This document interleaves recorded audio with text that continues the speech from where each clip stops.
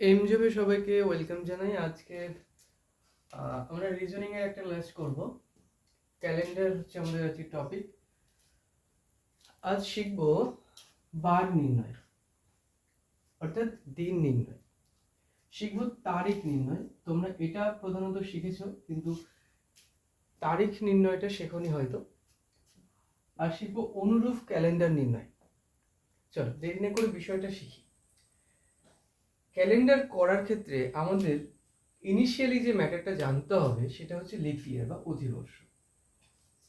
প্রথম কাজ কি, তোমার প্রশ্নে যে বছরটা থাকবে সেটাকে 4 দিয়ে ভাগ করো। যদি 4 দিয়ে বিভাজ্য হয় তাহলে অধিবর্ষ। দেন যদি 4 দিয়ে বিভাজ্য না হয় তাহলে অধিবর্ষ নয়। সহজ বিষয়। যেমন ধরো এই ইয়ারটাকে যদি 4 দিয়ে ভাগ করি, বিভাজিত হচ্ছে, তাই এটা অধিবর্ষ। এবার আসি শূন্যের গল্পে। যদি বছরের শেষে একটি শূন্য থাকে, অনেকের প্রশ্ন থাকে যে শূন্য থাকলেই কি 400 দিয়ে ভাগ করতে হবে? যদি বছরের শেষে একটি শূন্য থাকে তাহলেও কিন্তু 4 দ্বারা বিভাজিত হতে হবে।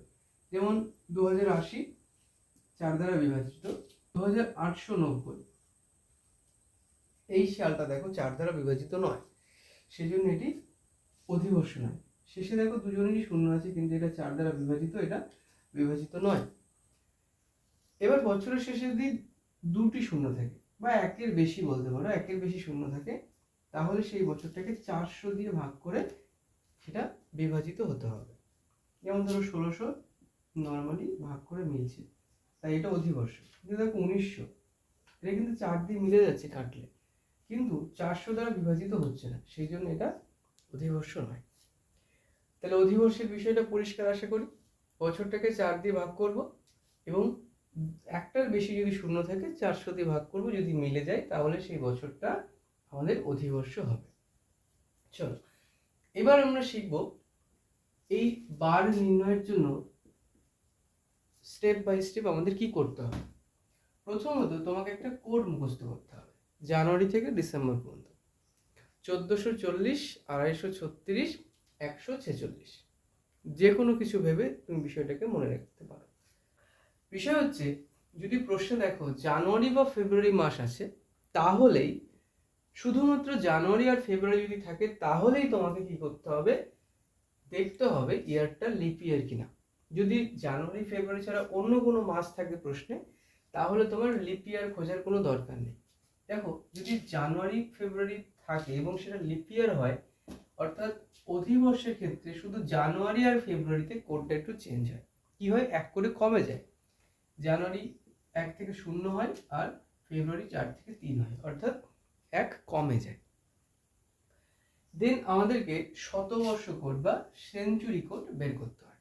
এটা নির্ণয় করার নিয়ম কি, তোমার প্রশ্নে যে সালটি দেওয়া থাকবে, ধরো 1947 দেওয়া থাকবে, এই সালটি প্রথম দুটো ডিজিট অর্থাৎ 19, এটাকে 4 দিয়ে ভাগ করো। তাহলে 19কে 4 দিয়ে ভাগ করো, 4 4 16, ভাগ করে ভাগশেষ বের করো। ভাগশেষ বের করো, দেখো আমি ভাগশেষ 3 পেয়েছি। এই ভাগশেষ হিসেবে আমরা কোড নির্ণয় করব। দেখো ভাগশেষ যদি 3 হয় তাহলে কোড হবে আমাদের 0। শতবর্ষ কোড কি করে নির্ণয় করব, বছরের প্রথম দুটো ডিজিটকে 4 দিয়ে ভাগ করে ভাগশেষ বের করব, সেই ভাগশেষের কোডটা আমরা ইউজ করব। দেন অধিবর্ষ সংখ্যা বা লিপ ইয়ার নাম্বার নির্ণয় করা, এটা কিভাবে করব, এখানে যেমন সালের প্রথম দুটো ডিজিটকে 4 দিয়ে ভাগ করেছি, এবার পরের দুটো ডিজিট অর্থাৎ 47কে 4 দিয়ে ভাগ করব। 4 11 44, এক্ষেত্রে আমরা ভাগফলটাকে নেব। দেখো লিখে দিয়েছি, সালের শেষ দুটি ডিজিটকে 4 দ্বারা ভাগ করে ভাগফল নির্ণয় করব। শতবর্ষ কোডের ক্ষেত্রে আমাদেরকে ভাগশেষ বের করতে হবে, আর অধিবর্ষ সংখ্যা নির্ণয়ের ক্ষেত্রে আমাদের ভাগফলটা খুঁজতে হবে। আমাদের আর বিশেষ কাজ নেই। এরপর কি করব, এই বিষয়গুলো যোগ করব। প্রথমে তারিখ নেব, মাসের কোড নেব, শতবর্ষ সংখ্যা নেব, অধিবর্ষ সংখ্যা নেব, আর সালের শেষ দুটি অঙ্ক নেব। এইগুলোকে যোগ করব। দেখো যোগ করার পর এই যোগফলটাকে 7 দিয়ে ভাগ করব। 7 দিয়ে ভাগ করে আমাদের যে রিমাইন্ডার আসবে বা ভাগশেষ আসবে, সেই ভাগশেষের সংখ্যা হিসেবে আমরা দিন বা বারটা নির্ণয় করতে পারবো। এখন তোমার মনে হতে পারে বিভিন্ন পদ্ধতি আছে, আরো সহজ উপায় করা যেতে পারে, তুমি সেটা করতেই পারো। কিন্তু এই পদ্ধতি যদি আমরা ব্যবহার করি তাহলে আমরা শুধু বার নির্ণয় নয়, তারিখ নির্ণয় করতে পারি। যেমন ধরো তুমি যেটা শিখেছো, তোমায় প্রশ্ন করলাম 1947 সালের 15ই আগস্ট কি বার ছিল, এটা তুমি শিখেছো, অন্য জায়গার থেকে শিখেছো বা যে কোনোভাবে শিখেছো।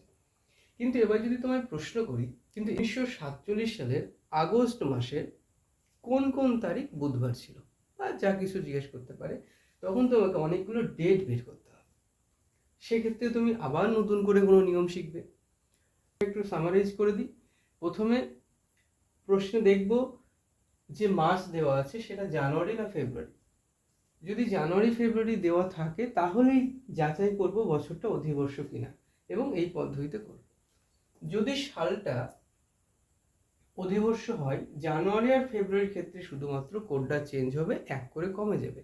জানুয়ারির জন্য 0 হবে এবং ফেব্রুয়ারির জন্য 3 হবে। যদি জানুয়ারি ফেব্রুয়ারি না থাকে তাহলে অধিবর্ষ থাকলেও কোনো সমস্যা নেই। সেক্ষেত্রে আমাদের এই কোডটা ইউজ করতে হবে, যে মাস থাকবে সেই হিসেবে 1440, 236, 146, এভাবেও মনে রাখতে পারো, বা যেভাবে তোমার সুবিধা হয়। আস্তে আস্তে দেখবো অভ্যাস হয়ে গেছে। এরপর শতবর্ষ কোড, এটা কিভাবে বের করবো, বা সেঞ্চুরি কোড।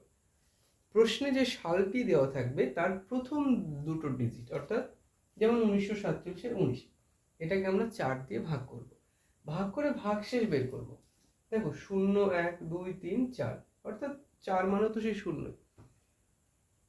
এই ভাগশেষের রেসপেক্টে আমরা বলতে পারবো শতবর্ষ কোডটি কত। দেন আমরা বের করব অধিবর্ষ সংখ্যা। এই সালের প্রথম দুটোকে ব্যবহার করে বের করলাম শতবর্ষ কোড, আর পরের দুটোকে 4 দিয়ে ভাগ করে ভাগফলটি পাবো, সেটা হবে আমাদের অধিবর্ষ সংখ্যা। দেন এই যে বিষয়গুলো আমরা পেলাম, কি কি? প্রশ্নে যে তারিখ দেওয়া থাকবে, যে মাস থাকবে তার কোড এখান থেকে নেব, শতবর্ষ সংখ্যা এখান থেকে বের করব, অধিবর্ষ সংখ্যা বের করব, এবং সালের যে শেষ দুটো ডিজিট অর্থাৎ এই 47, এই সবগুলোকে আমরা যোগ করব। এটা আমরা পুরোটা যোগও করা লাগে না, আমরা অঙ্ক করতে গিয়ে আরো বিস্তারিত জানবো। এরপর যোগফলটিকে 7 দিয়ে আমরা ভাগ করব। ভাগ করার পর যে ভাগশেষ পাবো তার রেসপেক্টে আমরা খুব সহজেই বারটা বলতে পারবো। আশা করি বুঝতে পেরেছো। চলো একটা দুটো করে আমরা এক্সাম্পল চেষ্টা করি। তাহলে এবার কিছু এক্সাম্পল দিয়ে আমরা বিষয়গুলো শিখি। 2020 সালের 30শে মে কি বার ছিল? কি বার ছিল?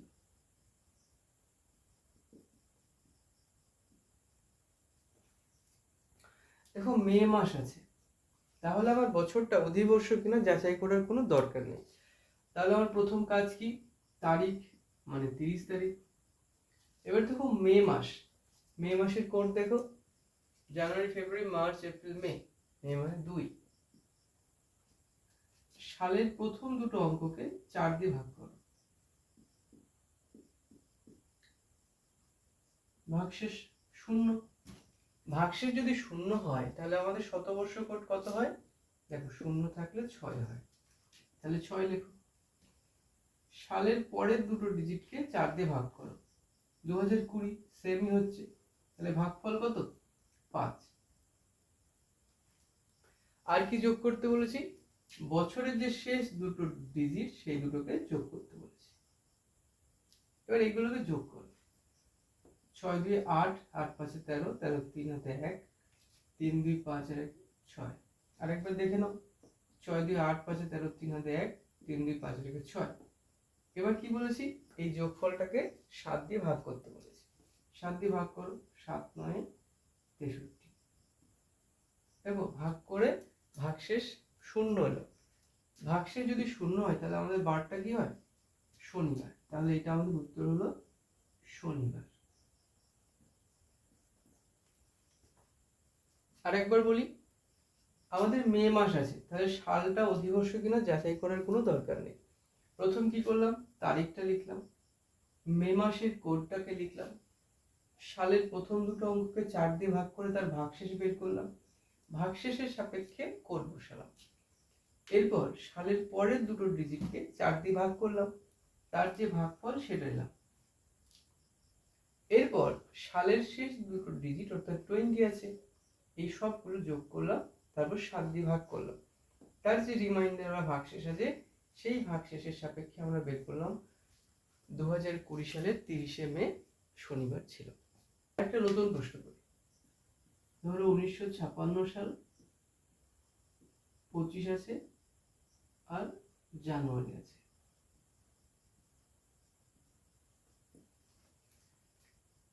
আমি কি বলেছি, যদি জানুয়ারি বা ফেব্রুয়ারি মাস থাকে তাহলেই বছরটা লিপ ইয়ার কিনা যাচাই করি। তাহলে বছরের শেষ দুটো ডিজিটকে 4 দিয়ে ভাগ করে নাও, 56। দেখো 4 দিয়ে মিলে গেল, তাহলে এটা আমার অধিবর্ষ। তাহলে আমার প্রথম কাজ কি, এবার তারিখটাকে নেব। জানুয়ারি মাস যদি অধিবর্ষ হয় তাহলে কোড দেখো 1 কমে যায় অর্থাৎ 0 হয়, তাহলে 0 লেখো। বছরের প্রথম দুটো ডিজিটকে 4 দিয়ে ভাগ করো, 19কে 4 দিয়ে ভাগ করো মানে 4 4 16, ভাগশেষ কত 3। তাহলে ভাগশেষ যদি 3 হয় তাহলে আমার কোড কত হয় 0। পরের দুটোকে 4 দিয়ে ভাগ করো, 4 14 56, এই যে বের করেছি, তাহলে ভাগফল কত 14। এর যে শেষ দুটো ডিজিট সেটাকে লেখো 56। 6 4 10, 5 15, 15 5 হাতে 1, 5 আর 1 6 হাতে 8 আর 1 9। এবার এটাকে তুমি 7 দিয়ে ভাগ করো, 7 13 91। এই যে 4 থাকলো ভাগশেষ, তাহলে 4 ভাগশেষ মানে আমরা কি লিখতে পারি বুধবার। তাহলে 1956 সালের 25শে জানুয়ারি কি বার ছিল, বুধবার। আমরা শিখলাম নর্মাল ডেট থাকলে কিরকম ভাবে বার বের করব, শিখলাম অধিবর্ষ থাকলে কিভাবে বার বের করব। এবার ধরো যদি প্রশ্নে আমাদের বার দেওয়া থেকে তারিখ বের করতে থাকে, যেমন ধরো বললাম 2011 সালের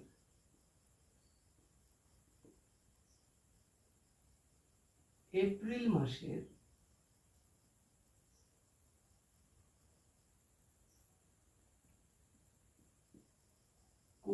কোন তারিখ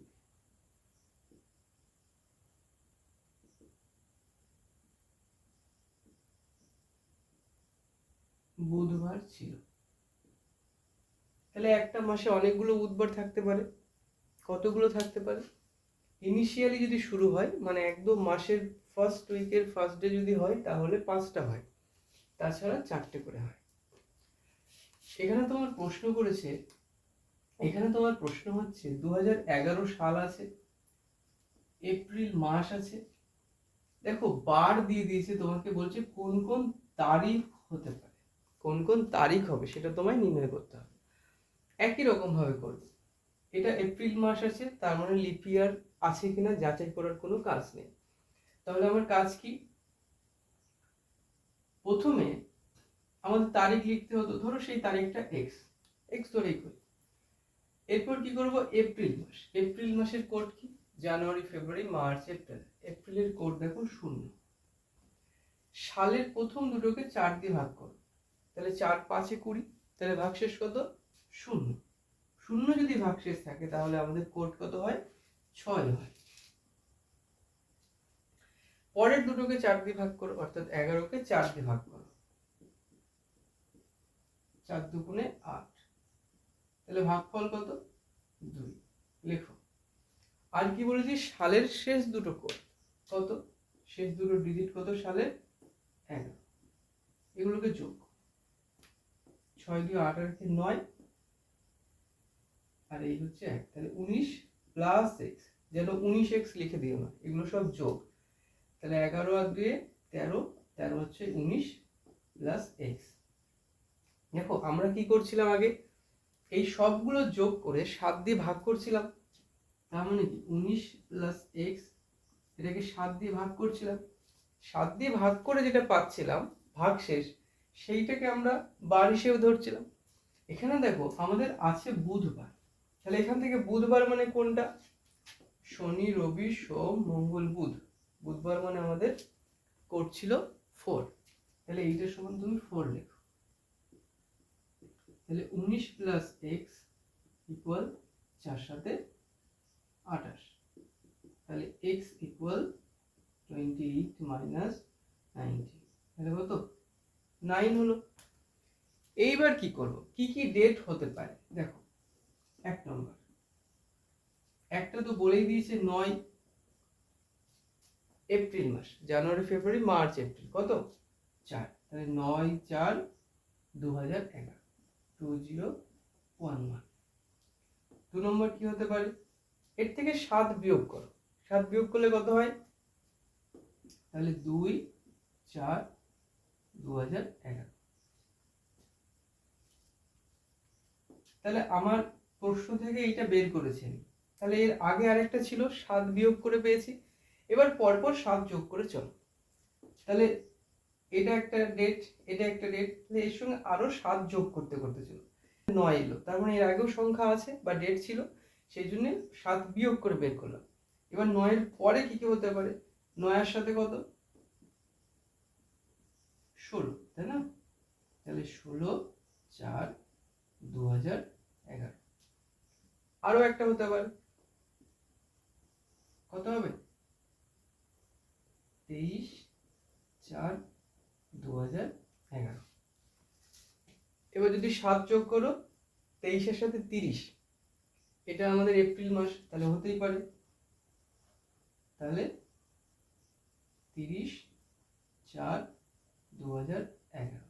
দেখো আমাদের এই 5টা ডেট কিন্তু হচ্ছে, তার মানে 2011 সালের এপ্রিল মাসের বুধবার এই 5টা দিন ছিল। 2 তারিখ, 9 তারিখ, 16 তারিখ, 23 তারিখ এবং 30 তারিখ। তাহলে নিয়মটা আরেকবার বলে দিই, সেম পদ্ধতি। প্রথমে দেখব প্রশ্নের যে মাসটা আছে সেটা লিপ ইয়ার কিনা, সরি, প্রথমে দেখব প্রশ্নের যে মাসটা আছে সেটা জানুয়ারি বা ফেব্রুয়ারি আছে কিনা। এবার শিখবো অনুরূপ ক্যালেন্ডার নির্ণয়, অর্থাৎ সেম ক্যালেন্ডার। ধরো একটা সাল 2011, এই 2011 একই ক্যালেন্ডার আবার কত সালে আসবে বা কত সালে ছিল, এই দুটো আমরা বের করতে পারি। কিভাবে? যে বছর থাকবে সেই বছরটাকে মানে শেষ ডিজিটটাকে 4 দিয়ে প্রথমে ভাগ করব, তাহলে 4 দুগুণে 8, থাকলো 3। এই যে ভাগশেষ, দেখো ভাগশেষ যদি 3 হয় তাহলে যে সালটা থাকবে তার সাথে 11 যোগ করবে, তাহলে 2011 যোগ 11 মানে 2022। আমার প্রথম কাজ কি হবে, বছরের শেষ দুটো ডিজিটকে তুমি 4 দিয়ে ভাগ করবে।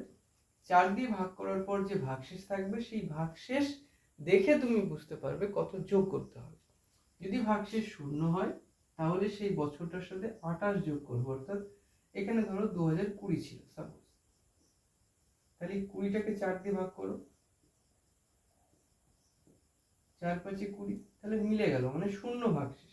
যদি 0 ভাগশেষ হয় তাহলে বছরটার সাথে কত যোগ করব? 28 বছর। তার মানে 2020 সঙ্গে আরো 28 যোগ করবে, মানে 2048 সালে এই 2020 সেম ক্যালেন্ডার আসবে। বিষয়টা আশা করি বুঝতে পেরেছো।